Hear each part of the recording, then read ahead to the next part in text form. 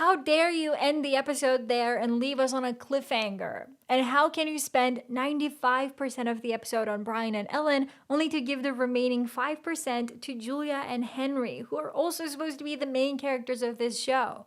I have to say, I am a little bit disappointed by how things went down in the finale for certain characters, and I'll talk about why I feel that way. But overall, this was a good season finale, especially because I cried my eyes out when I saw little 2-year-old Claire for the first time. And let's not forget the fact that we finally saw who Uncle Lamb is, and he's hot. Let's talk about the content of this extended season finale and then discuss what might happen in season 2 of Blood of My Blood and Outlander's final season. Claire and Uncle Lamb. I love the scenes set in the 20th century, especially because they finally introduced us to Uncle Lamb, who supposedly made Claire the person she is. He was so sympathetic and charismatic. What a lovely guy. And Claire was absolutely adorable.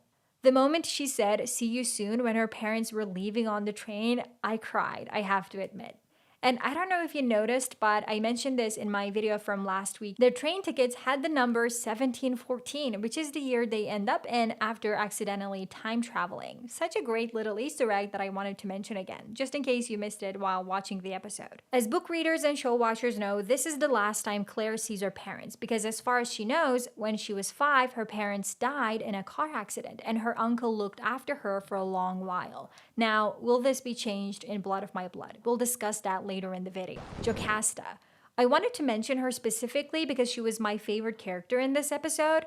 I know we didn't get much of her throughout the season, but I think her scenes here totally made up for that. The fact that she helped Brian and Ellen, even though I have to say she was probably convinced after hearing that Murtagh was hurt, still, she was lovely. I know some of you theorized that she would be the false bride we saw in the teaser, that she'd pose as the bride instead of Ellen to give her sister some time to run away, but it turns out the bride was someone completely different, Maura Grant. I did not see that coming, but I have to say I loved her character right from the start. She seems smart and funny, and I can't wait to see more of her in season 2 because we know from the books that she and Dougal have a few children. I don't want to go into any more details now.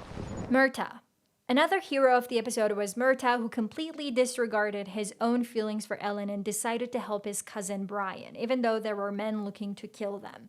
It also turns out I was right about Colum ordering Brian's death. I know there were many theories, some of you even commented about it under my previous videos, but I was adamant that it would be Colum because of the way he phrased his promise to Ellen. Anyway, Murtagh giving that gift to Ellen was really cute, and leaving to go hunting so that the two could remain alone together was also very thoughtful. Brian and Ellen. Well, speaking of them, we were all expecting them to run away, but I was not expecting it to be this eventful, especially with Malcolm Grant's death. But the last couple of weeks, I've been defending Malcolm for being so kind toward Ellen and not rushing things, being nice to everyone, including Henry, so except for his final scene, did he deserve to die? No, I don't think so. You have to remember that this guy was abandoned on his wedding day by the woman he's loved since he was 7 years old. I'm not going to defend what he said to Ellen. It was cruel, and he basically tried to humiliate Brian in front of her. That was not cool. I have to say, I am a bit disappointed in how his storyline ended, but anyway, let's move on to the happy couple.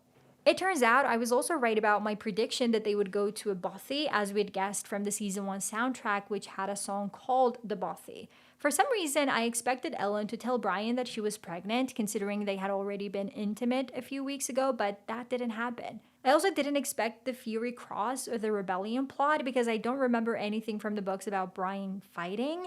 As far as I recall, he and Ellen hide in a bothy for a few months until Ellen's stomach shows that she's visibly pregnant. So I'm actually confused about what they are planning for this rebellion storyline. How will Brian fight alongside people like Dougal, knowing that he killed Malcolm Grant? If you guys have any theories, please let me know in the comments.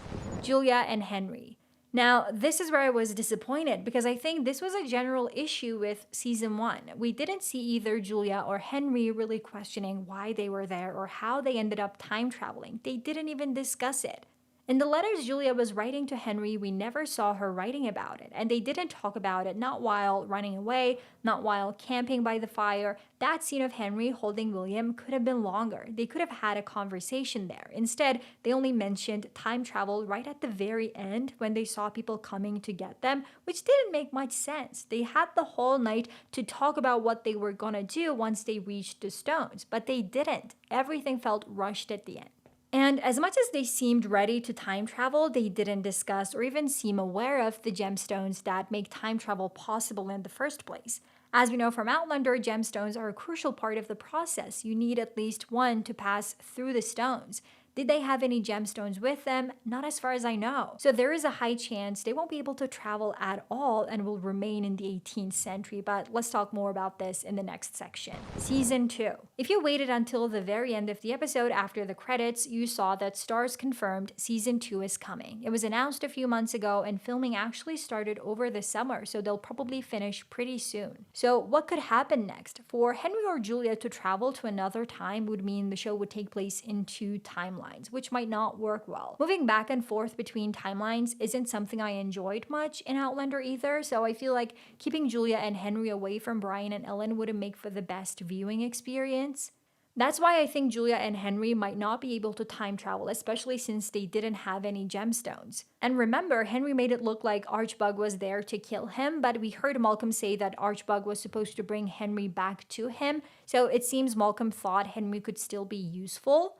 Archbug doesn't know that Malcolm died, so there's no reason for him to kill Henry on the spot. He could take Henry back to the Grants, while Julia and William might return to Simon, which would bring things full circle and it would feel like season 1 all over again.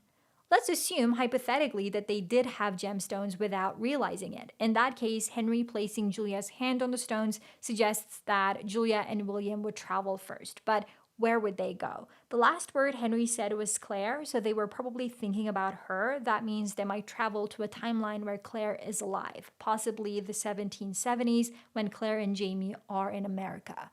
But things could also change at the last moment. Julia could put Henry's hand on the stones, meaning he might travel to see Claire in a different time, while Julia and William remain in the past. What do you think? Will they travel or will they be forced to remain in the past because of the lack of gemstones? Let's discuss it in the comments. As for when we'll see these characters again, Outlander Season 8 is set to premiere in early 2026, though it's uncertain whether we'll see any Blood of My Blood characters there. As for Blood of My Blood, I don't think Starz will release it in 2026. Filming should wrap up toward the end of this year, but they may want to keep Outlander Season 8 for 2026 and release Blood of My Blood Season 2 in 2027. That's just my guess. If you want to watch some theories on Outlander's final season, check out this video.